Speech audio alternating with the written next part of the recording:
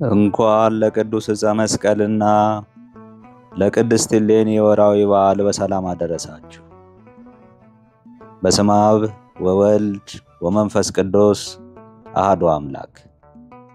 በክርስቶስ ክርስቲያን፣ በወልድ ውሉድ፣ በመንፈስ ቅዱስ መንፈሳውያን የተሰኛችሁ የተከበራችሁ የልዑል እግዚአብሔር ቤተሰቦች፣ የእናታችን የቅድስት ድንግል ማርያም የአስራት ያደራ ልጆች፣ የቅዱሳን መላእክት፣ የቅዱሳን ጻድቃን፣ የቅዱሳን ሰማዕታት ወዳጆች በያላችሁበት የሰዓት አቆጣጠር እንደምን ዋላችሁ፣ እንደምን አደራችሁ፣ እንደምን አመሻችሁ። አሜን። ሳይገባን በምሕረቱና በቸርነቱ ጠብቆ ለዚህ ሰዓት ያደረሰን የሰራዊት ጌታ ልዑል እግዚአብሔር የተመሰገነ ይሁን። የተወደዳችሁ የባህራን ሚዲያ ቤተሰቦች፣ ይህ ዝግጅት ለበርካታ የተዋህዶ ልጆች ተደራሽ እንዲሆን ቪዲዮ ላይክ፣ ሼር እና ኮሜንት በማድረግ ማዳመጥ እንድትጀምሩ በአክብሮት እንጠይቃችኋለን። እንዲሁም ለዚህ ቻናል አዲስ የሆናችሁ የተወደዳችሁ የተዋህዶ ልጆች ቻናላችን ሰብስክራይብ በማድረግና የደወል ምልክቱን በመጫን በየዕለቱ የምንለቃቸው ቪዲዮዎች እንዲደርሳችሁ እንድታደርጉ በአክብሮት እንጠይቃችኋለን። ድርሳነ መስቀል። የጥቅምት ወር ድርሳነ መስቀል። አንድ አምላክ በሆነ በአብ በወልድ በመንፈስ ቅዱስ ስም የክብር ባለቤት የሆነ ጌታ ኢየሱስ ክርስቶስ በጥቅምት ወር በ10 ቀን የሚነበብ የመስቀሉን ድርሳን እንዲህ ይነግራችኋል። የክብር ባለቤት የሆነ የጌታችን ኢየሱስ ክርስቶስ ይቅርታው፣ ቸርነቱ፣ የመስቀሉም ግርማ ሞገስ ከኛ ጋር ይኑር ለዘላለሙ አሜን። ከሮሜ ሀገር ከታላላቆች ወገን የሆነና የነገሰ በእውነት በትክክል የሚፈርድና የሚያስተዳድር ስሙ ኢንዳስ የሚባል አንድ ሰው ነበረ። በሮሜ ያሉ ሀገሮችን ሁሉ በትክክል የሚያስተዳድር የሚመራ ነው። እርሱም በሐዋርያው በቅዱስ ጴጥሮስ ትምህርት አምኖ የተጠመቀ ነው። የአባቱና የእናቱ ዘመዶች የሆኑ መኳንንቱ መሳፍንቱ ይወዱታል፣ ያከብሩታል። ከቃሉ ከትእዛዙ ፈቀቅ አይሉም። ስለ ቀናች ሃይማኖቱም ጌታ እግዚአብሔር ይወደዋል። በእንዲህ ባለ ግብርም ሳለ በአንዲት ዕለት ከሌሊቶች በአንዷ ሌሊት ከጌታ እግዚአብሔር የታዘዘና የተላከ ካህን መልከ ጼዴቅን ተሸክማ ብርህት ደመና ወደ ሮሜ ሀገር በመንፈቀ ሌሊት በፍጥነት ወደ እርሱ አደረሰችውና ከንጉሥ ኢንዳስ ከራሱ በላይ ቆመች። የጌታ እግዚአብሔር ወዳጅ የሆነ ኢንዳስም መልከ ጼዴቅ እንዲህ አለው፣ ለአንተ የደስታ ምስራች ይገባሃል። ሕዝብን በእውነት በትክክል ትጠብቅ ዘንድ ሕግን፣ ሥርዓትን፣ ሃይማኖትንም አስተካክለ ትጠብቅ ዘንድ የእስራኤል አምላክ መርጦ ሹሞሃልና አንግሶሃልምና። ይህን ብሎ በራሱ ላይ ቅባ መንግሥት ጨመረና ቀባው። እንዲህም ብሎ ባረከው፣ በመግቢያህና በመውጫህ እግዚአብሔር ይጠብቅህ። እስከ ልጅ ልጅ ድረስ ለዘላለሙ መንግሥትህ ከዘሮችህ ወደ ሌላ አይፍለስ፣ አይተላለፍ። ካህኑ መልከ ጼዴቅም ይህን ሥራ ከሠራለት በኋላ ከእርሱ ተሰውሮ አልፎ ሄደ። ከዚህም በኋላ ደግሞ ከጌታ እግዚአብሔር የተላከ መልአክ ከሰማይ ወደ ኢንዳስ መጥቶ እንዲህ አለው፣ በኋላ ዘመን በልጅ ልጆችህ መንግሥት ወራት የጌታ ክርስቶስ መስቀሉ ይገኛልና የጌታ እግዚአብሔር ወዳጅ ኢንዳስ ሆይ ለአንተ የምሥራች እልሃለሁ፣ ደስ ይበልህ። ይህንንም ብሎ ያ ልዩ የሆነ የደስታ ብስራትን ያበሰረው መልአክ ከእርሱ ዘንድ አልፎ ሄዶ ከዓይኖቹ ተሰወረ፣ ወደ ሰማያትም አረገ። ኢንዳስም ደስ አለው። በማለዳም ተነሳ፣ ሰይፉን ታጠቀ፣ ጦሩንም ይዞ በስውር ተጓዘ። ጣዖትን ወደሚያመልክ ወደ ኔሮን ደረሰ። የሕያው እግዚአብሔር ጠላት የሆነ የጣዖታዊ ኖሮንን ቸብቸቦውን ቆርጦ ወደ ቤቱ ተመለሰ። ኢንዳስም ለቤተ ክርስቲያን ሰዎች፣ ለቤተሰቦቹና ለሰራዊቱም እነሆ እኔ መልካም ዜናን አወራላችኋለሁና ፈጽሞ ደስ ይበላችሁ። የጌታ ክርስቶስ የሐዋርያቶች የጴጥሮስና የጳውሎስ የሕያው እግዚአብሔርም ጠላት ጣዖት አምላኪ ኔሮንን ፈጽሞ ጠፍቶ እንዳልነበረ ሆኗልና። ይህንንም ነገር በሰሙ ጊዜ ሕዝቡ ሁሉ፣ ቤተሰቦቹ ሁሉና ሰራዊቱ ፈጽሞ ደስ አላቸው። ከደስታቸውም ብዛት የተነሳ ቀንደ መለከት ነፉ፣ ነጋሪትን፣ መሰንቆን፣ እምቢልታን፣ በገናን፣ የአንድነት ምስጋና መሳሪያዎችን ሁሉ መቱ። ዳግመኛም የሕያው እግዚአብሔር ጠላት በሆነ ራሱንም ጣዖት ባደረገ በኔሮን ቤት ጩኸትና ሐዘን ሆነ። ታላላቆች የሆኑ የሮሜ ሰዎችም ይህን ታላቅ የሆነ ጩኸትና ልቅሶ ከኔሮን ቤት ሲለቀስ ሰምተው በጠዋት ወደ ኔሮን ቤት ተሰበሰቡ። በርኑንም ከከተማ ውጭ አውጥተው በምድር ላይ አኖሩት። በአንድ ሰው ሸክም መጠን እንጨትና ሳርን አሰባስበው አመጡ። ጣዖት አምላኪ በሆነ በኔሮን ላይም አከማቹት። የ3 ቀን ጎዳና ርቀት መጠን ነበልባሉ ከፍ ከፍ ብሎ እስከሚታይ በበርኑ ላይ እሳትን አንድደው አቃጠሉት። የኔሮንን ካህናቶችና ተከታዮቹን ሁሉን አምጥተው ከሚበላ እሳት ውስጥ ጨመሯቸውና በፍጥነት አቃጠሏቸው። እንደ ሰም ቀልጠው ጠፉ። የኃጢአተኞችን፣ የካህዲዎችን፣ የጠንቋዮችን፣ የመናፍቆችን ክንድ እቆርጣለሁ ያለው መጽሐፍ ቃል በላያቸው ደረሰ፣ ተፈጸመ። ዳግመኛ መጽሐፍ እንዲህ አለ፣ በሌሎች ላይ እንደፈረዳችሁ እንዲሁ በእናንተም ይፈረድባችኋል። ሌላውን እንደገረፋችሁም እናንተም እንደነሱ ትገረፋላችሁ። ይህ ሁሉ መከራና ስቃይ መቅሰፍት በምድር ብቻ አግኝቷችሁ የሚቀር አይደለም፣ በሰማያትም ትሰቃያላችሁ፣ ከእሳትም ውስጥ ትጨመራላችሁ እንጂ። ዳግመኛም ወደ ዘላለም እሳት ወደ ዝናብ ትጨመራላችሁ። የጌታ እግዚአብሔርን ድሆች ያለ ርኅራኄ አሰቃይታችኋልና የንጹሐን ጻድቃንንና የከበሩ የሰማዕታትን ደም አፍስሳችኋልና። እናንተ ለእነርሱ እንደሰፈራችሁላቸው ለእናንተም በሰማያት አብዝተው አትረፍርፈው ይሰፍሩላችኋል። ከዚህም በኋላ ንጉሥ ኢንዳስ ሕዝቡን፣ ሰራዊቱን፣ በሚገዛቸው አውራጃዎች የሚኖሩትን ሁሉንም አምላክን በወለደች በእመቤታችን በቅድስት ድንግል ማርያም ስም ደግሞ በጌታ ክርስቶስ በከበረ መስቀል ስም አብያተ ክርስቲያናትን እንዲሰሩ አዘዛቸው። በሀገረ መንግስቱ በአውራጃዎችም የሚኖሩ የሮሜ ሰዎች ሁሉም ንጉሳቸው ኢንዳስ እንዳዘዛቸው አደረጉ። ብዙዎች አብያተ ክርስቲያንንም ሰርተው በውስጣቸው ንጹሕ መስዋዕትን ለሕያው እግዚአብሔር አቀረቡ። እግዚአብሔርም ያለ ነውር ያለ ነቀፋ ያቀረቡትን የዕጣናቸውን መዓዛ መስዋዕታቸውንም ተቀበለ። ንጉሥ ኢንዳስም ስለ ነፍሱ ድህነትና ስለ ሕዝቡ ወደ ጌታ እግዚአብሔር በጸሎት ይማለድ ነበር።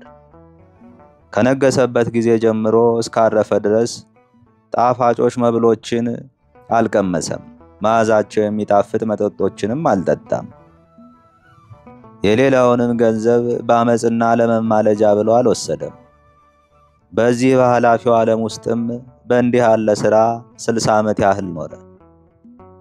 ከዚህም በኋላ በመስከረም ወር በ17 በከበረ መስቀል በዓል የመላእክት አለቃ ቅዱስ ሚካኤል ወደ እርሱ መጥቶ እንዲህ አለው፣ ኢንዳስ ሆይ ፈጽሞ ደስ የሚያሰኝ የደስታ ዜና ላበስርህ ከእግዚአብሔር ዘንድ ተልኬ እነሆ መጥቻለሁና ፈጽሞ ደስ ይበልህ። እነሆ ሰማያዊ መንግሥት ተዘጋጅቶልሃልና አሁንም ከዚህ ከኃላፊው ዓለም የምትለይበት ደረሰ። ፈጽሞ የማይጠፋ የማይለወጥ ተድላ ደስታ ባለሟልነት ወዳለበት ትሄዳለህና የቤትህን ሥርዓት ሁሉ አዘጋጅ። ልጅህ አልዓድንም በመንግሥት ዙፋን ላይ አስቀምጠህ አንግሰው አለው። ይህንንም ነገር ከነገረው በኋላ የመላእክት አለቃ ቅዱስ ሚካኤል ከእርሱ ዘንድ አልፎ ሄደና ከዓይኖቹ ተሰወረ፣ ወደ ሰማይም አረገ። ኢንዳስም የእግዚአብሔር መልአክ የመላእክት አለቃ ቅዱስ ሚካኤል እንዳዘዘው አደረገ። ልጁ አልዓድንም በመንግሥቱ ዙፋን ላይ አስቀምጦ አነገሰው፣ ወርቁንና ብሩንም ሁሉ አስረከበው። ከዚህ በኋላ ድሆችን፣ ምስኪኖችን፣ ባልቴቶችን፣ የሙት ልጆችን ጠርቶ ወርቁን፣ ብሩን፣ ብዙ ልብሶችንም በእግዚአብሔር ስም በጌታ በክርስቶስ በዕፀ መስቀሉም ስም ምጽዋትን ሰጣቸው። እነዚያንም ነዳያንና ምስኪኖች እንዲህ አላቸው፣ ወንድሞቼና እህቶቼ በዚህች ዕለት ከእናንተ እለያለሁና ይህችም ዕለት የሕይወቴ ፍጻሜ ናትና ከእንግዲህ ወዲህ በኃላፊው በሥጋ ዓለም አንተያይምና በጸሎታችሁ አስቡኝ፣ በምሕረቱም ይምረኝ ዘንድ ወደ እግዚአብሔር ለምኑልኝ፣ ጸልዩልኝ አላቸው። ይህንንም ቃል ከንጉሥ ኢንዳሳፍ በሰሙ ጊዜ ሁሉም ድሆችና ምስኪኖች፣ ሚስቱና ልጆቹ፣ ቤተሰቦቹ፣ ሰራዊቱም ሁሉ አብዝተው በማዘን በመጨነቅም ጮኹ። በማልቀስም የመረረ ልቅሶንም በማልቀስ መራር እንባን አፈሰሱ። እንዲህ እያሉ በመጮህ አለቀሱ። ወዮልን፣ ወዮታ አለብን! እኛ ሁላችን በአንተ ፈንታ እንሙት። እኛንስ ሀገርህንስ ለማን ትተውናለህ? የቀናች ሃይማኖት የዝናብ ውሃን የሚያጠጣን በጎ ምግባርንስ የሚያስተምረን ማን ነው? ንጉሡም እንዲህ ሲል ገሰጻቸው፣ እንዲህ ያለ ጽኑ ሐዘን አትዘኑ፣ ከልቅሷችሁም ዝም በሉ። ወንድሞቼ ሆይ ይኸው እግዚአብሔርን ትእዛዝ የሚተላለፍ ማን ነው? ፀሐይ፣ ጨረቃ፣ ከዋክብትም ለፍጥረት ሁሉ ሊያበሩ ከምስራቅ ይወጣሉ። ለቃሉም ታዛዞች ስለሆኑ በልዑል እግዚአብሔር ትእዛዝ ከምስራቅ እስከ ምዕራብ ይሮጣሉ።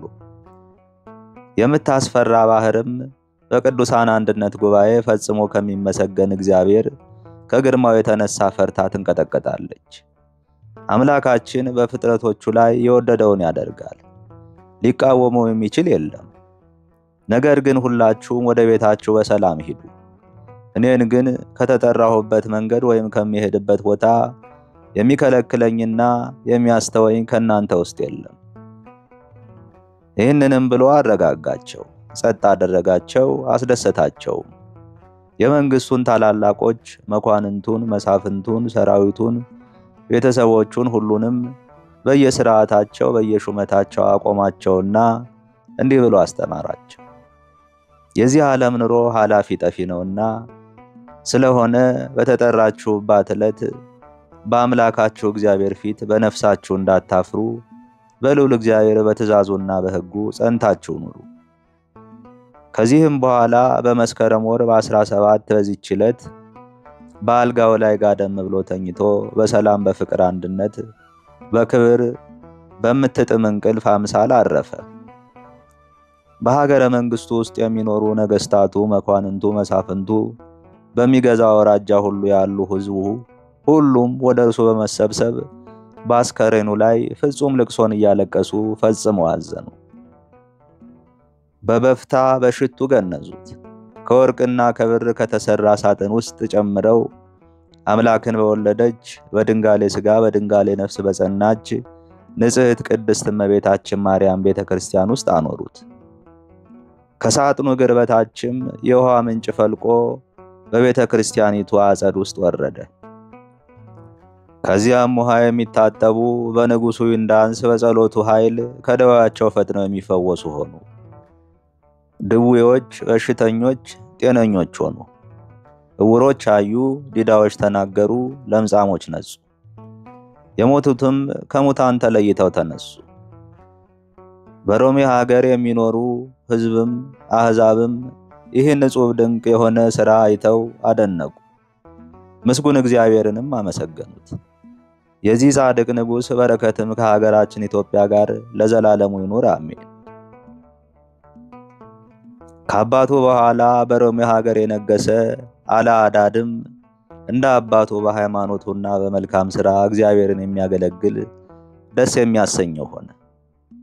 እንደ አባቱ እንደ ኢንዳስም ብዙዎች አብያተ ክርስቲያናትን ሰርቶ ክቡር ምስጉን በሆነ በእግዚአብሔር ስም ፈጽሞ አከበራቸው።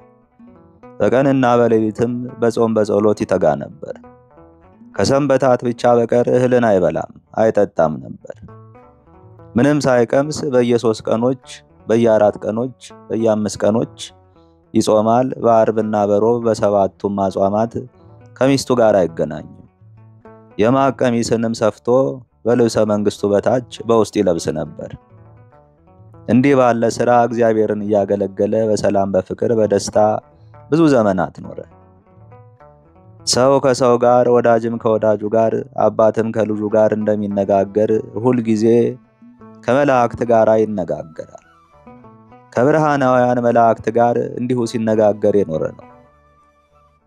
ንጉሥ አልዓድም እንዲህ ባለ ግብር ሳለ እግዚአብሔርን የሚክዱ ወንጀለኞች አረማውያን 3 ነገሥታት አሮምራ፣ ወራውሬ፣ አበቦ ከሚባሉ አገሮች ንጉሥ አልዓድን ሊወጉት ለእርሱ አቅራቢያ ከሚሆን አፍቂር ከሚባል ቦታ ላይ መጥተው ተሰለፉ። እርሱ ንጉሥ አልዓድም ከእሊህ አላውያንና አረማውያን ሁሉ ጋር ለመዋጋት ከሁሉም ሰራዊቱ ጋር ወጥቶ አሚላጎ በሚባል አገር ሰፈረ። ሰራዊቱንም ሁሉ ንጉሥ አልዓድ እንዲህ አላቸው፣ እናንተ አገልጋዮቼ ሆይ እኔ የምነግራችሁን ስሙ። በምትዋጉ ጊዜ ወይም ውጊያ በገጠማችሁ ጊዜ የክብር ባለቤት ከሆነ ከጌታችን ከፈጣሪያችን ከመድኃኒታችን ከኢየሱስ ስም በቀር በድንጋሌ ሥጋ በድንጋሌ ነፍስ ከጸናች አምላክን ከወለደች ከመቤታችን ከቅድስት ድንግል ማርያም ስም በቀር ከሚካኤልና ከገብርኤል ስምም በቀር ሌላ ስም አትጥሩ። እነርሱ ከተረገሙ ከሃዲዎች ከሆኑ ጠላቶቻችን እጅ የሚያድኑን ናቸውና። በጌታ ክርስቶስ በመስቀሉ አርያም ማማተብን አትተው አላቸው። በማግስቱም አርባ ሮዳ በሚባል በሰፊ ምድር ላይ ውጊያ ተጋጠሙ። ታላቅም ጦርነት ሆኖ ቀኑን ሁሉ በመዋጋት ዋሉ። እስከ ሌሊቱም እኩሌታ እየተዋጉ አደሩ።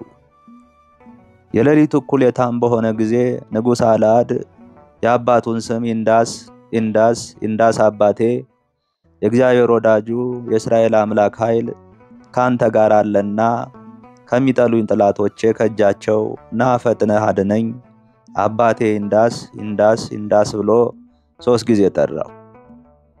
ቃሉ ካፉ ሳይፈጸም ያን ጊዜ በአምባ ላይ ፈረስ ተቀምጦ የሚንቦገቦግ የእሳት ጦር በእጁ ላይ ይዞ አባቱ ኢንዳስን በድንገት አየው። ዳግመኛ አልዓድ የቅዱስ ሚካኤልንና የቅዱስ ገብርኤልን ስም ጠራ። እነርሱም በእጆቻቸው ውስጥ ቦግ ቦግ የሚል የእሳት ሰይፎችን ይዘው ወደ እርሱ ፈጥነው መጡ።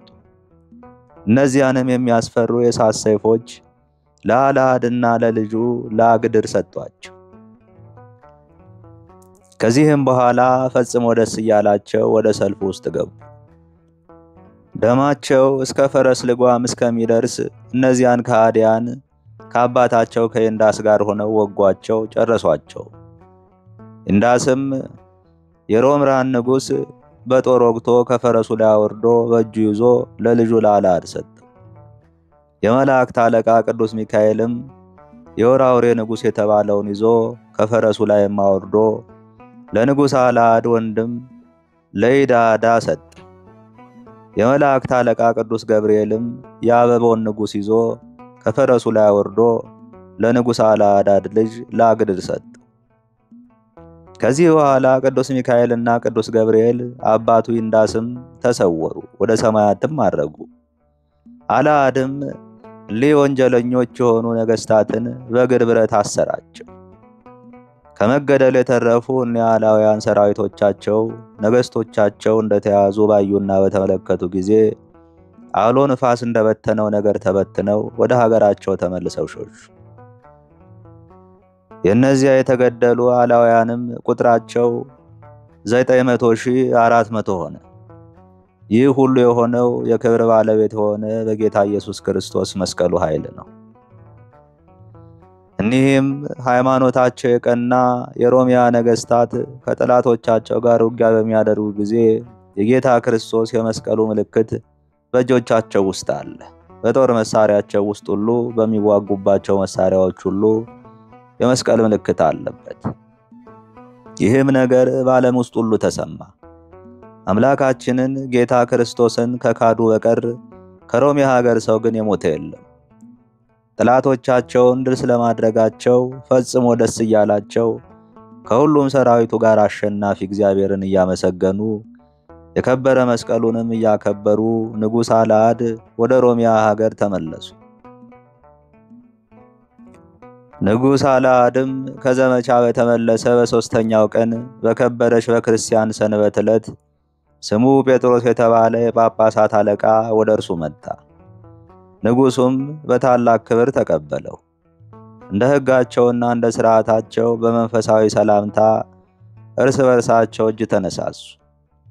ይህ ንጉሥም መስቀሉን በመሳለም ከእርሱ ቡራኬን ተቀበለ። የቀናች የጌታ ክርስቶስን የሃይማኖት ምስጢር በመግለጥ ለዚህ ንጉሥ እያስተማረው 7 ወሮች ያህል ሁለቱም በአንድነት ኖሩ። ንጉሥ አልዓድም እነዚያን ተንበላት አረማውያን እንዴት እንደተዋጋቸውና ድል እንዳደረጋቸው ጌታ እግዚአብሔርም ከሰማያዊት መቅደሱ ከመስቀሉም ኃይል ረድኤትን እንደላከለት ለሊቀ ጳጳሳት ጴጥሮስ ነገረው። ይህንንም የሰላምና የደስታ ነገር ከዚህ ንጉሥ አንደበት በሰማ ጊዜ ሊቀ ጳጳሳት ብፁዕ ጴጥሮስ ከወንበሩ ላይ ተነሳ። በምድር ላይ ወድቆ ተንበርክኮ በመስገድ ፈጣሪውን ፈጽሞ አመሰገነው። እንዲህም አለ። የእስራኤል ፈጣሪ እግዚአብሔር ብቻውን ታላቅ ድንቅ ታምራትን ያደረገ ይክበር ይመስገን። በልቡናህ እርሱን መፍራትን ያሳደረ የጌትነቱ ስም የተመሰገነ ይሁን። የሚፈሩትን እርሱ ፍቃዳቸውን ይፈጽምላቸዋልና ጌትነቱም ምስጋናውም በአራቱ ማዕዘን ይምላ። ይሁን ይደረግ ለዘላለሙ በእውነት። ከዚህም በኋላ እነዚያን ወንጀለኞች አረማውያን ነገሥታት ወደ ሊቀ ጳጳሳት ጴጥሮስ ያመጧቸው ዘንድ ንጉሥ አልዓድ ጭፍሮቹን አዘዛቸው። ጭፍሮቹም ነገሥታቱን ሲፈሩና ሲንቀጠቀጡ አምጥተው በዚያ ሊቀ ጳጳሳት ፊት አቆሟቸው። ሊቀ ጳጳሳት ጴጥሮስም ባያቸው ጊዜ እንዲህ ሲል ጠየቃቸው። እናንተ ነገሥታት ቃላችሁ አንድ ነውን? ወይም በየራሱ የተለየ ነው? በወንጀል ተባብራችሁ ፈጣሪያችሁ እግዚአብሔርን ለምን ካዳችሁት? አላቸው። እነዚያ ወንጀለኞች ነገሥታትም እንዲህ ብለው መለሱለት። ጌታችን ሆይ ቃላችን በየራሱ የተለየ ሳይሆን አንድ ነው። ነገር ግን ይህ ንጉሣችሁ ኃይለኛ በሆነ በሚያስገድድ ቃሉና በጸና ሃይማኖቱ በጌታ ኢየሱስ ክርስቶስ በማመን በስሙ ተጠመቁ፣ በእግዚአብሔር ልጅ በደሙ ለከበረ መስቀልም ስገዱ እያለ እንደሚያስተምር በልባችን ባወቅን በጆሮአችንም በሰማን ጊዜ ሃይማኖቱ እንደ ሃይማኖታችን፣ ሕጉ እንደ ሕጋችን፣ ሥርዓቱም እንደ ሥርዓታችን እንዳልሆነ በተረዳን ጊዜ ከትእዛዙ በመውጣት ክደነው ለእርሱም ከመገዛት ወጣን። እነሆ አሁንም ቢሆን አንገዛም፣ አንታዘዝለትም። የወደዳችሁትን በእኛ ላይ አድርጉ። የሮሜ ንጉሥ በሚያመልከው በእርሱ አምላክ አናምንም አሉት። ሊቀ ጳጳሳቱም ለነፍሳቸው ለሥጋቸውም ሕይወትን ድህነትን ያገኙ ዘንድ ከክህደታቸው ይመለሱ እኒህን ከሃዲ ነገሥታት እስከ 3 ቀን ወደ እስር ቤት መልሳችሁ ሰዷቸው ብሎ የንጉሡን ጭፍሮች አዘዛቸው። የንጉሡ ጭፍሮችም እንደታዘዙ እስከ 3 ቀን ድረስ ከእስር ቤት አግብተው አሰሯቸው።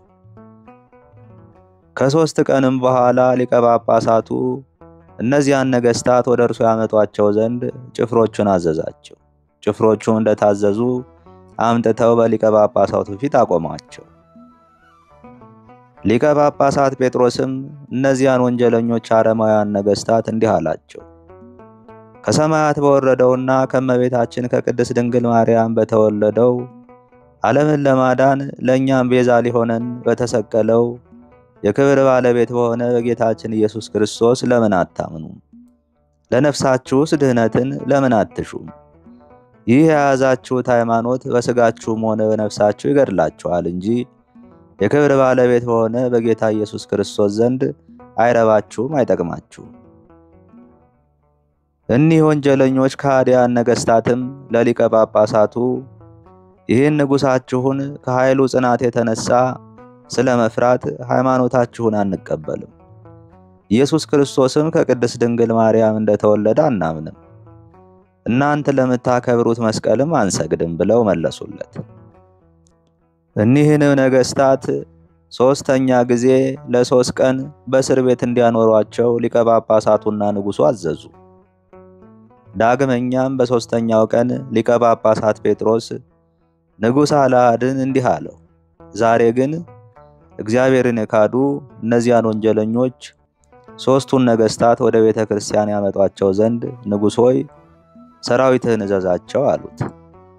ንጉሡም በክርስቲያን ሰንበት በእሁድ ዕለት በቁርባን ሰዓት ዕጣንን በሚያሳርጉበት ጊዜ እነዚያን ነገሥታት ወደ ቤተ ክርስቲያን ያመጧቸው ዘንድ ጭፍሮቹን አዘዛቸው። የንጉሡ ጭፍሮችም ጌታ ክርስቶስን የካዱ እነዚያን ነገሥታት በክርስቲያን ሰንበት በእሁድ ዕለት ዕጣንን በሚያሳርጉበት በቁርባን ጊዜ አመጧቸውና በቤተ ክርስቲያን አንጻር አቆሟቸው። ሊቀ ጳጳሳት ጴጥሮስም እናንተ ነገሥታት ለሥጋችሁና ለነፍሳችሁ ድነትን ታገኙ ዘንድ በክብር ባለቤት በጌታ ኢየሱስ ክርስቶስ አሁንም የማታምኑ ናችሁን? አላቸው።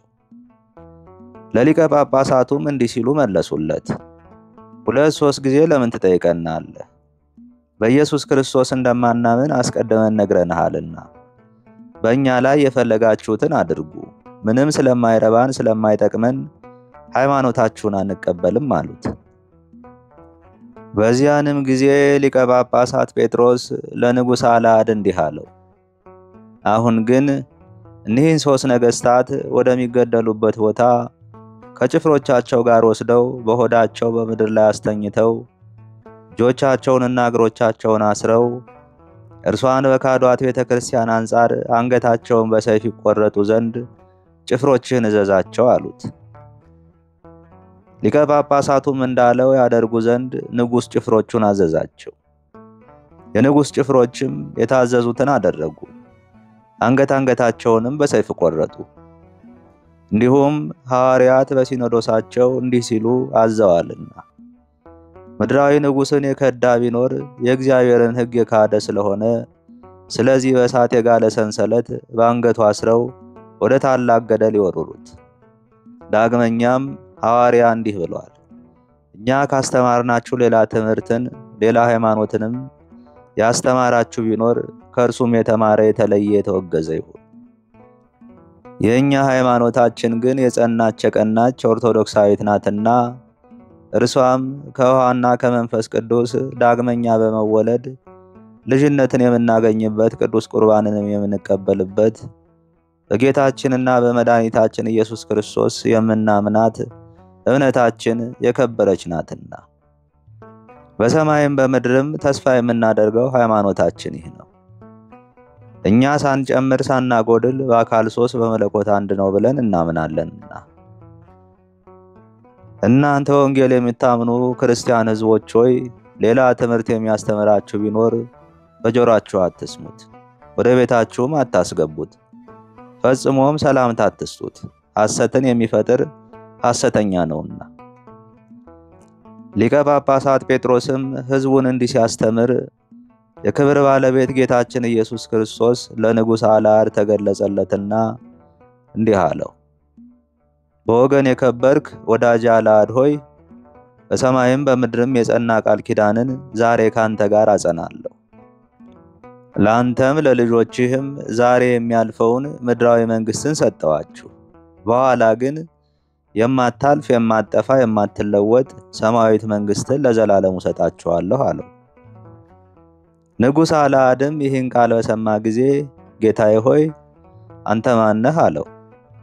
ጌታም ዓለም ሳይፈጠር ከአብ ሕይወት ከሆነ ከመንፈስ ቅዱስ ጋር የነበርኩ የሕያው እግዚአብሔር ልጅ ሰው የሆንኩ የድንግል ማርያም ልጅ ኢየሱስ ነኝ ብሎ መለሰለት። እንዲህም ብሎ ከነገረው በኋላ ከእርሱ ተሰወረ። በታላቅ ክብርና በጌትነት በምስጋና ወደ ሰማይ አረገ። ሊቀ ጳጳሳት ጴጥሮስ ግን የወልደ እግዚአብሔር ኢየሱስ ክርስቶስን ድምፁን ይሰማ ነበር እንጂ ገጹ ላይኑ አልተገለጠለትም ነበር። ሊቀ ጳጳሳት ጴጥሮስም ንጉሥ አልዓድን ንጉሥ ሆይ የምትነጋገረው ከማን ጋር ነው? አለው። ንጉሡም ይህን ነገር ነግር ዘንድ አልተፈቀደልኝም ብሎ መለሰለት። በዚያ ጊዜ ሊቀ ጳጳሳት ጴጥሮስ ወደ ኋላው ተመልሶ ከውስጠኛው የቤተ መቅደስ መጋረጃ ውስጥ ገባ። በታቦት መንበርም ፊት በማዘንና መሪር እንባን በማፍሰስ እንዲህ ሲል ጸለየ። ለሌሎች ለሥጋቸውና ለነፍሳቸው የሚጠቅማቸውን የማስተምር ለኔ ግን የሚጠቅመኝን ያላስተዋልኩ እኔ ምንኛ ሰነፍ ነኝ። መጽሐፍ እንዲህ ይላልና ለሌሎች በትክክል የታመነ ደግ አራሽ ገበሬ ሆንኩላቸው፣ ለራሴ ግን አንዲት የጎመን ተክል ቦታ የለችኝም፣ ወይም ለአንዲት ዕለት ራት የምትሆነኝ አንዲት ትልም እርሻም የለችኝም አለ። ከዚህም በኋላ የመድኃኔ ዓለምን ቅዱስ ሥጋውን ክቡር ደሙን ተቀብሎ በማግስቱ የሌሊት እኩሌታ በሆነ ጊዜ ማንም ሳያየው ወጥቶ በመሄድ ሆራድሆ ከሚባል ዱር ውስጥ ገባ። ይህን ኃላፊ የሆነውንም ዓለምና የጵጵስናውን መንበር ተወ። ከሰንበታት ቀን በቀር እህል ሳይበላ ውሃን ሳይጠጣ በቀንም በሌሊትም በጾም በጸሎት በስግደት በመትጋት ያለ እረፍት በዚያ ዱር በበረሃ ውስጥ ብቻውን ብዙ ወራት ኖረ። ክቡር ምስጉን የሆነ እግዚአብሔርንም አገለገለው፣ ደስም አሰኘው። በሰንበቶች ዕለትም የሚበላው የዱር ቅጠል መራራውንና ጣፋጩን ባለመምረጥ ከእጁ የገባውን ነበር። ከዚህም በኋላ ከዕለታት በአንዲት ዕለት ሊያሳድደውና ከፈጣሪው ከእግዚአብሔር ሊያርቀው ጠላት ሰይጣን ወደ እርሱ መጣ። በዚያን ጊዜ በከበረ መስቀል ምልክት ፊቱን አማተበ። ወዲያውኑ እንደ ጢስ ተኖ እንደ ጉንበኖ ከፊቱ ጠፋ። በዚያን ጊዜ ጌታችን አምላካችንና መድኃኒታችን ኢየሱስ ክርስቶስ ለሊቀ ጳጳሳት ቅዱስ ጴጥሮስ በጎልማሳ አምሳል ወይም መልኩ ደም ግባቱ በሚያምር ሽማግሌ አምሳል ተገለጸለት። እንዲህም አለው፣ ሊቀ ጳጳሳት ጴጥሮስ ሆይ ሰላም፣ ፍቅር፣ አንድነት ይሁንልህ። አደርግልህ ዘንድ ከኔ የምትሻው ምንድነው? የልብህን ፍላጎት ሁሉ ንገረኝ አለው። ለክርስቶስ መንጋዎች ወንጌልን ማስተማርህን ትተህ በዚህ በረሃ ውስጥ በጭልታ መኖር ላንተ ምን ይጠቅምሃል አለው። ዳግመኛ እንዲህ አለው፣ በዚህ ዓለም አንድ ንጉሥ እንደነበረ አልሰማህምን? እርሱም እጅግ ባለጸጋ ነበረ። አንድ የሚወደው ድሃ ወዳጅ ነበረው። ድሃውም የዕለት ምግቡን ከሀገር ሰዎች እየለመነ የሚኖር ነው። ያም ንጉሥ ያንን ድሃ እጅግ ስለሚወደው አብስቶ ከመውደዱም የተነሳ ከገንዘቡ ሁሉ የከበረ ዕንቁ ባህሪን ለዚያ ድሃ ሰጠው። እንዲህም ሲል አዘዘው፣ በዚህ ዕንቁ ነግድበት፣ ከመለመን ይሻልሃልና ከትርፉ ለእኔ ትሰጠኛለህ፣ የቀረውም ትርፍ ላንተ ይሆናል። ያም ድሃ ያንን ዕንቁ ተቀብሎ ከንጉሡ ዘንድ ወጥቶ ሄደ። ከዚህም በኋላ በቤቱ ወለል ምድሩን ቆፍሮ ያንን ዕንቁ ቀበረውና ወደ ቀደመ ሥራው ወደ ልመናው ሄደ። ከጥቂት ቀንም በኋላ ያ ድሃ ወደ ቤቱ ተመለሰ። ያንንም የቀበረውን ዕንቁ ፈለገው፣ አጣው እንጂ አላገኘውም።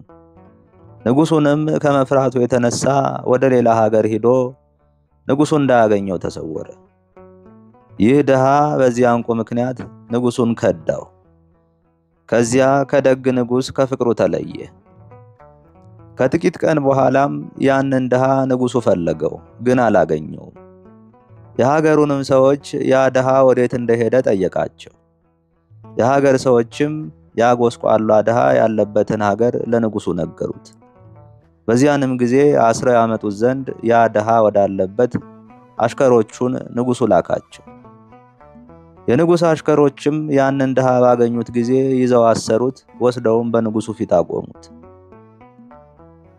ንጉሡም ያን ድሃ ባየው ጊዜ እንዲህ አለው፣ ወዳጄ ገንዘቤን እስካጠፋ ድረስ እንዴ የከዳኸኝ በአንተ ላይ ምን ክፉ ሥራ ሰርቼብህ ነው?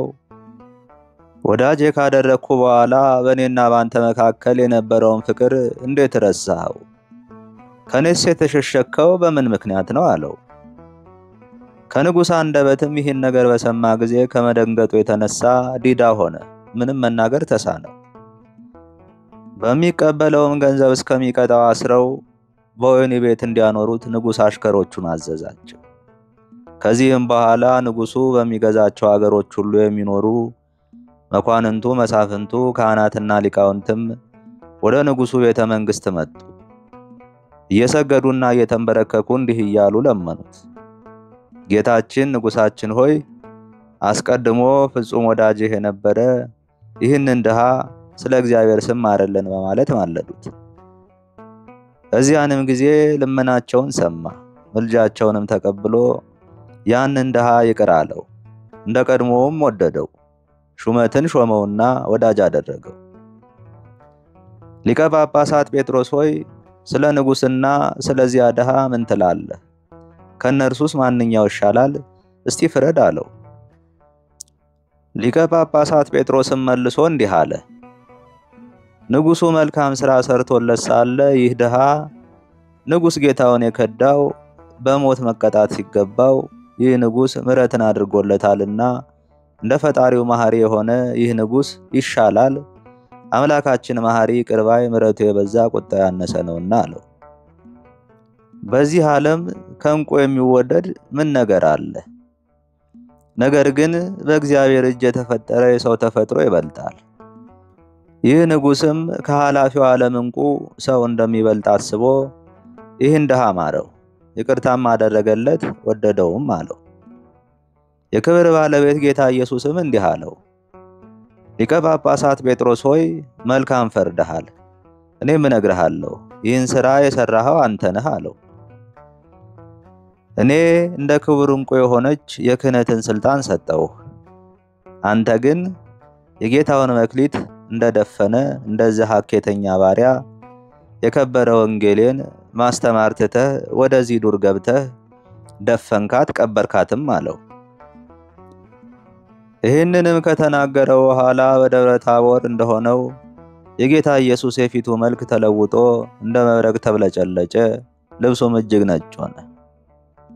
በዚያም ጊዜ የክብር ባለቤት ከሆነ ከጌታ ኢየሱስ ክርስቶስ ከመለኮቱ ግርማ የተነሳ የጳጳሳት አለቃ ጴጥሮስ በምድር ላይ ወድቆ እንደ በድን የማይንቀሳቀስ ሆነ። ጌታችን ኢየሱስ ክርስቶስም ከምድር ላይ አነሳው፣ ፍርሃቱንም ከእርሱ አራቀለትና እንዲህ አለው። ሊቀ ጳጳሳት ጴጥሮስ ሆይ በቸርነቴና በይቅርታዬ ስውር ነገር ልነግርህና ደስ ላሰኝህ እኔ መጥቻለሁና የሚያስፈራህ ምንድነው? ምን ሆነሃል? እነሆ አሁንም ያለ መፍራትና ያለ መደንገጥ ተነስተህ ቁም አለው። ወዲያውኑ የጳጳሳት አለቃ ጴጥሮስ ተነስቶ ጌታዬ ሆይ አንተ ማን ነህ? አለው። ጌታ ኢየሱስ ክርስቶስም መልሶ እንዲህ አለው። እኔ በቅድምና የነበርኩ ዓለምን አሳልፌ የምኖር ሰው የሆንኩና ከድንግል ማርያም የተወለድኩ የሕያው እግዚአብሔር ልጅ ነኝ። ጾም፣ ጸሎትህ፣ ምልጃህም ወደ እኔ ደርሷል። እኔም በሥራ ደስ ብሎኛል። ከሰማይ ሰማያት መውረዴን፣ ሰው መሆኔን፣ ያለ ዘር ተጸንሼ መወለዴን፣ በዕፀ መስቀል ላይ ተሰቅዬ መሞቴን፣ በሦስተኛውም ቀን ከሙታን ተለይቼ መነሳቴን፣ እርገቴን፣ በአባቴ ቀኝ በእሪና በጌትነቴ ዙፋን መቀመጤን፣ ዳግመኛም በሕያዋንና በሙታን ለመፍረድ መምጣቴን እንደማያምኑ ከሃዲያን እንደ አርዮስ ወገኖችና እንደ መቅዶንዮስ ወገኖች ንቄ አልተውኩህም። አሁንም እኔ የምነግርህን ስማ፣ ወደ ሀገርህ ተመልሰ ግባ። በጭልታ በብቸኝነት ከመኖር ይህ ይሻልሃልና ለሕዝብና ለአሕዛብ የሃይማኖትን ቃል ወንጌሌን አስተምራቸው። ለብቻህ ራስህን ማዳን አትውደድ። ከሰማይ ሰማያት መውረዴን በእኔ ፍቃድ በሰማያዊ አባቴ ፍቃድ አዳኝ ሕይወት በሆነ በመንፈስ ቅዱስም ፍቃድ ከቅድስት ድንግል ማርያም ከሥጋዋ ሥጋን ከነፍሷ ነፍስን ነስቼ ፍጹም ሰው መሆኔን በከበረ ዕፀ መስቀል ተሰቅዬ መሞቴን መነሳቴንና ማድረጌን በሕያዋንና በሙታን ላይ ለመፍረድ ዳግመኛ መምጣቴን ለሕዝቡ አስተምሯቸው እንጂ ራስህን ብቻ ማዳን አትሻ። ይህንንም የሃይማኖት ቃል ካላስተማርክ እኔ ተበቅዬ እፈርድብሃለሁ አለው። ይህን ሁሉ ከነገረው በኋላ ጌታችን ኢየሱስ ክርስቶስ ከእርሱ ተሰወረ። በታላቅ ክብር በምስጋና ወደ ሰማያት ወጥቶ በአባቱ ሪና ተቀመጠ። ይህ ሊቀ ጳጳሳት ጴጥሮስም ይህንን ነገር ሰምቶ ተነስቶ ወደ ሀገሩ ተመልሶ ገባ።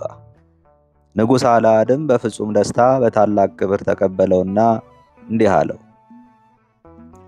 የሁላችን አባት ሆይ በከበረች ጸሎት ያበዛሃቸውን በማስተማርህም በሃይማኖት ያጸናሃቸውን ሕዝብህን ትተህ ከሀገር ወጥተህ ወዴት ተሰወርክ? እስከዚህች ስለት ወዴት ኖርክ? ከእኛስ ተለይተህ የተሸሸክ ያሳዘንህ ነገር ምንድነው? አለው። ንጉሡም ንግግሩን በፈጸመ ጊዜ ንጉሱም ሊቀ ጳጳሳቱም በየዙፋናቸው በአንድነት ተቀመጡ። ሊቀ ጳጳሳት ጴጥሮስም ከመጀመሪያው እስከ መጨረሻ የሆነውን ሁሉ ለንጉሥ አልዓድ ሊነግረው ጀመረ። ስሟ ሆራድሆ ወደምትባል በረሃ እንደገባ በውስጧም ከሰንበቶች ዕለት በቀር እህል ሳይቀምስ ውሃ ሳይጠጣ 7 ወር ከ7 ቀን እንደኖረ በሰንበታት ዕለትም ቢሆን የዱር ቅጠሎችን ሳይመርጥ እንደተመገበ ከዚህ በኋላ የክብር ባለቤት ጌታችን ኢየሱስ ክርስቶስ ፊት ለፊት በገሃድ ተገልጾ ቃል ለቃል እንደተነጋገረው በደብረ ታቦርም ባደረገው አምሳል የምሕረት ባለቤት ጌታ ኢየሱስ በፊቱ የፊቱ መልክ እንደተለወጠ የሃይማኖት ለዋጮች ከሃዲያንን የአርዮስና የመቅዶንዮስን ወገኖች ስማቸውን እንደነገረው ከዚህም በኋላ የጌትነቱን ወንጌል ለማስተማር ወደ ሀገሩ እንዲመለስ እንደገሰጸው ነገረው። ንጉሥ አልዓድም ይህን ነገር ከሊቀ ጳጳሳት ጴጥሮስ አንደበት በሰማ ጊዜ እጹብ እጹብ በማለት ከዚህ ነገር የተነሳ ፈጽሞ አደነቀ። ከዚህም በኋላ ንጉሡ ሊቀ ጳጳሳቱን እንዲህ አለው። ቸር የባህሪ አምላክ የሆነ ክርስቶስን የሚክዱ ስማቸውን የጠራሃቸው የእኒህ ሃይማኖትን የሚለውጡ እኒህ በየት ሀገር ናቸው? ትውልዳቸው እስከ የት ወገን ነው? ከክብር ባለቤት ጌታችን ኢየሱስ ክርስቶስ ሃይማኖት ሰዎችን አስተው ከማውጣታቸው በፊት አስቀድመን ገድለናቸው ስም አጠራራቸውን ከምድር እንድናጠፋ አለው። ሊቀ ጳጳሳት ጴጥሮስም ለንጉሥ አልዓድ እንዲህ አለው። የክብር ባለቤት ጌታ ኢየሱስ ክርስቶስ ስማቸውንና እነርሱን ከሃዲያን እንደሆኑ ነገረኝ እንጂ ሀገራቸውን፣ ቦታቸውን፣ ትውልዳቸውን ከማን ወገን እንደሆነ አላወቅኩም።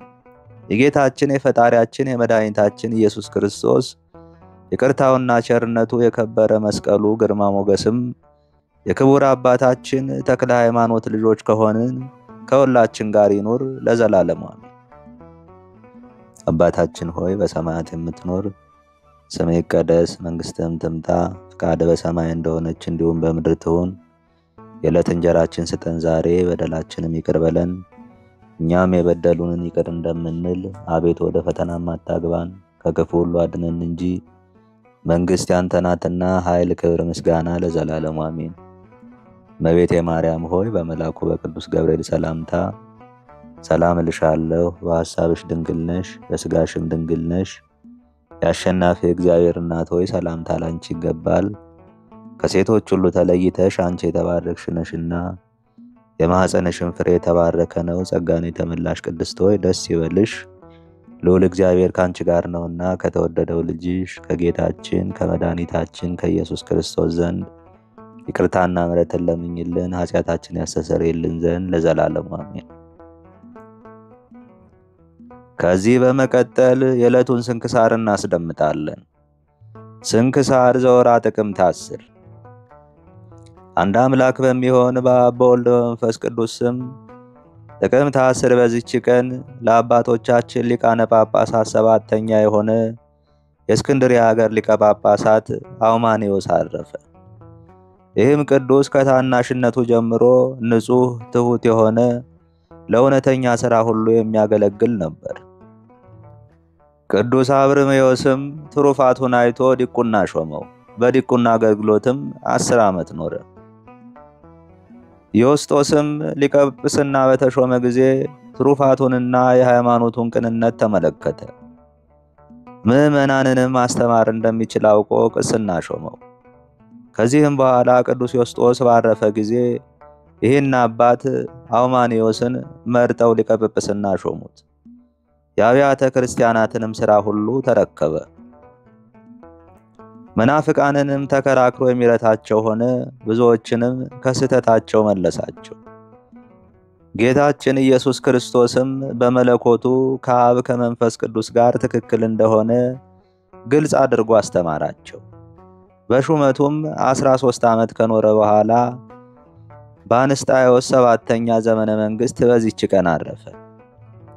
በዘመኑም የሶፊያ 3ቱ ልጆቿ በሰማዕትነት አረፉ። ለእግዚአብሔር ምስጋና ይሁን። እኛንም በዚህ አባት ጸሎት ይማረን፣ በረከቱም ከኛ ጋር ትኑር ለዘላለሙ አሜን። በዚህችም ቀን ከሃዲ ንጉሥ መክስሚያኖስ ሰራዊት ውስጥ የቅዱስ ባኮስ ባልንጀራ የሆነ ቅዱስ ሰርጊስ በሰማዕትነት አረፈ። ንጉሥ መክስሚያኖስም ወደ ሶርያ አገር ወደ አንጢያኮስ በላካቸው ጊዜ ቅዱስ ባኮስን ከውሃ በማስጠም በዚህ ወር በአራተኛው ቀን ገደሉት። ቅዱስ ሰርጊስን ግን አስሮ በወህኒ ቤት አኖረው። ከዚህም በኋላ በእግሮቹ ውስጥ ረጃጅም የብረት ችንካሮችን ቸነከረው። ከፈረሰኞች ጋር ሩጳፍ ወደሚባል አገር እንዲወስዱት መኮንኑን አዘዘ። ሲወስዱትም ያስሮጡት ነበር። ደሙም በምድር ላይ እንደ ውሃ ይፈስ ነበር። በጎዳናም አንዲት ድንግል ብላቴና አገኘ። ከእርሷም ዘንድ ውሃን ጠጣ። ሥጋዬን ተወስጂ ዘንድ እስከ ሩጳፍ ተከተይኝ አላት። እርሷም ራራችለት። ለጉልምስናውም አዘነችለትና ተከተለችው። አንጢያኮስም እንዲህ ብሎ ጽፏልና ሰርጊስ ትእዛዜን ተቀብሎ ለአማልክት ካልሰዋ ራሱን በሰይፍ ይቁረጡ። እርሱም ለቅዱስ ሰርጊስ ወዳጅ ነበርና ስለ እርሱም ይችን ሹመት አግኝቷት ነበርና በዚያንም ጊዜ ወታደሩ የቅዱስ ሰርጊስን ራስ ቆረጠው። ያችን ብላቴና ቀርባ ከእርሷ ጋር በነበረ የፀጉር ባዘቶ ከአንገቱ የፈሰሰውን ደሙን ተቀበለች። የስደቱም ወራት እስካለፈ ድረስ ሥጋውን ጠበቀች። ከዚህም በኋላ ያማረች ቤተክርስቲያን ተሰራችለት። 15 ኤጲስቆጶሳትም አከበሯት። የቅዱስ ሰርጊስንም ሥጋ በውስጡ አኖሩ። ከእርሱም ብዙ ድንቆች ታምራት ተገለጡ። እጅግ ሽታው ጣፋጭ የሆነ በሽተኞችን የሚፈውስ የሽቱ ቅባት ከሥጋው ይፈስ ነበርና። ለእግዚአብሔር ምስጋና ይግባው። እኛንም በዚህ በቅዱስ ሰርጊስ ጸሎት ይማረን፣ በረከቱም ከኛ ጋር ትኑር ለዘላለሙ አሜን። በዚህችም ቀን መስተጋድል የሆነ ቀሲስ ዮሐንስ አረፈ። ይህም ቅዱስ ከተጋድሎ ብዛት የተነሳ ራሱን በሚላጭ ጊዜ በውሃ ያርሰው። እግዚአብሔር በጸሎቱ ይማረን፣ በረከቱም ከኛ ጋር ትኑር ለዘላለሙ አሜን። ጥቅምት 10 ቀን የሚከበሩ ዓመታዊ የቅዱሳን በዓላት፦ አንደኛ ቅዱስ አምባኮስና ሰርጊስ ሰማዕታት። ሁለተኛ ቅዱስ ዮሐንስ መስተጋድል። ሶስተኛ አባ ኡማኒዮስ ሊቀ ጳጳሳት። ወርሃዊ በዓላት፦ አንደኛ ቅዱስ ናትናኤል ሐዋርያ። ሁለተኛ ቅዱስ ኒቆላዎስ ዘሀገረ ሜራ። ሶስተኛ አቡነ መልካ ክርስቶስ። አራተኛ ቅዱስ ያዕቆብ ሐዋርያ ወልደ እልፍዮስ። አምስተኛ ቅድስት እሌኒ ንግሥት። ስድስተኛ ታላቁ ቅዱስ ቆስጠንጢኖስ። ሰባተኛ ቅዱስ ዕፀ መስቀል። ከክርስቶስ ፍቅር ማን ይለየናል? መከራ ወይስ ጭንቀት ወይስ ስደት ወይስ ረሃብ ወይስ ራቁትነት ወይስ ፍርሃት ወይስ ሰይፍ ነውን? ስላንተ ቀኑን ሁሉ እንገደላለን፣ እንደሚታረዱ በጎች ተቆጠርን ተብሎ እንደተጻፈ ነው። በዚህ ሁሉ ግን በወደደን በርሱ ከአሸናፊዎች እንበልጣለን። ሮሜ 8 ከቁጥር 15 እስከ 18። ጌታ ሆይ ከብልጽግናቸው ብዛት የተነሳ ብዙ መባ ካገቡት ይልቅ የድሃይቱን አነስተኛ መባ እንደተቀበልክ ለሁል ጊዜ የሚያገለግሉ አላፍ መላእክትን እያሳሰብኩ በችግሬ ጊዜ የማቀርብልህን ምስጋና ተቀበል። እናንተም ቅዱሳን ነቢያት፣ የወንጌል ሰባኪያን ሐዋርያት፣ ሰማዕታትና ጻድቃን፣ ትጉሃን መላእክት፣ ፍጹማን ደናግል እንዲሁም ደጋጎች መነኮሳት ሆይ ልጅ አዋቂ ሳይለይ የምንሰበሰብበትን የጉባኤ ቦታ ባርኩ።